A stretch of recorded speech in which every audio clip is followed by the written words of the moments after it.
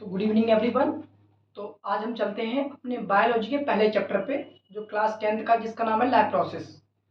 तो lab process क्या होती हैं? जो अपनी बॉडी के अंदर जितने भी फंक्शन होते हैं उसको मेंटेन करने के लिए जो भी रिएक्शंस, जो भी प्रक्रिया होती हैं, उसको लैब प्रोसेस कहते हैं। पहली चीज जो हमें पता होनी चाहिए। उसके बाद इस लैब प्रोसेस में जो रिएक्शन हो रही हैं बॉडी में, केमिकल रिएक्शन जिससे हम चलते हैं या फिर खाना डाइजेस्ट होता है या ऑक्सीजन अंदर जाती है या दिल धड़कता है, इन सब में कौन कौन से ऑर्गन है, कौन कौन से टॉपिक है, ये माइंड मैप में समझते हैं। तो चलो हम लोग स्टार्ट करते हैं। आज का माइंड मैप क्या है हमारा? तो पता है क्लास 10th की साइंस है, बायोलॉजी का पहला चैप्टर लैब प्रोसेस है ना। तो इसमें सबसे पहले हम पढ़ेंगे क्या?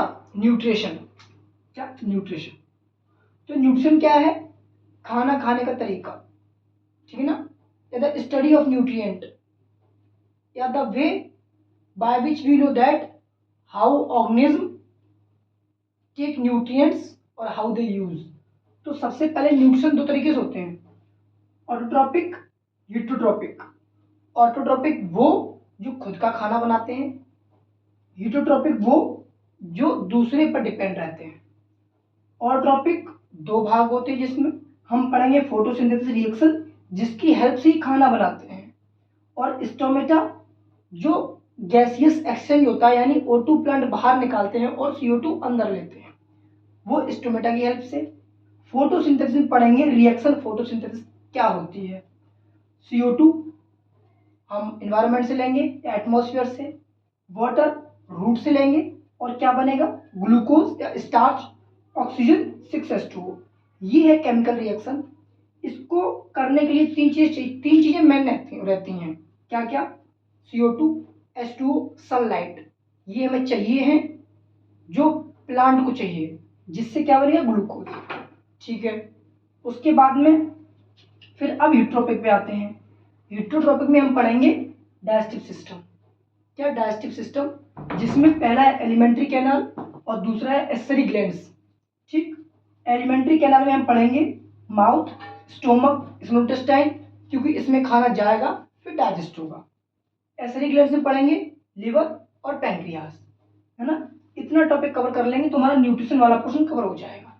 इसी का सेकेंड टॉपिक है रेस्पिरेशन, यानी सांस को लेना और लंग्स तक ले जाना, एल्वोलाई से ब्लड के रास्ते पूरे बॉडी में ले जाना, जिससे ग्लूकोज टूटेगा ATP में, फिर हम चल पाएंगे। इसमें टॉपिक पढ़ते हैं एरोबिक। एरोबिक मतलब प्रेजेंस ऑफ ऑक्सीजन, यानी break down of food in the presence of oxygen. Anaerobic breakdown of food in the absence of oxygen. और लास्ट टॉपिक है रेस्पिरेटरी ऑर्गन, कौन कौन से रास्ते हैं जिससे ऑक्सीजन बॉडी के अंदर जाती है। तो नोज, नोज के बाद ट्रैकिया, ट्रैकिया के बाद ब्रोंकाई, ब्रोंकाई के बाद लंग्स, और लंग्स के बाद एल्वोलाई, एल्वोलाई से ब्लड, और ब्लड से फिर हमारे बॉडी में जाएगी, जिससे ये ATP बनेगी। सर्कुलेशन, थर्ड टॉपिक इसका सर्कुलेशन, जिसमें हम पढ़ेंगे हार्ट। हार्ट में डबल सर्कुलेशन होता है, पहला। दूसरा, हार्ट में क्या क्या होता है, जो जैसे ट्राइकस्पिड, बाइकस्पिड वाल्व होते हैं, 4 चैम्बर होते हैं। फिर पढ़ेंगे ब्लड, जिसमें RBC, WBC, प्लेटलेट्स, और लास्ट में ब्लड प्रेशर, ठीक है। जो ब्लड प्रेशर मतलब वो प्रेशर जो ब्लड के द्वारा लगाया गया हो अपने वेन्स में, वेसल्स में। लास्ट टॉपिक इसका है एक्सक्रीटरी सिस्टम, जिसमें किडनी पढ़ेंगे, नेफ्रॉन पढ़ेंगे, यूरिनरी ब्लैडर पढ़ेंगे। ये 3 टॉपिक इसमें पढ़ने एक्सक्रीटरी सिस्टम में। अब इसका मेन मोटिव क्या है?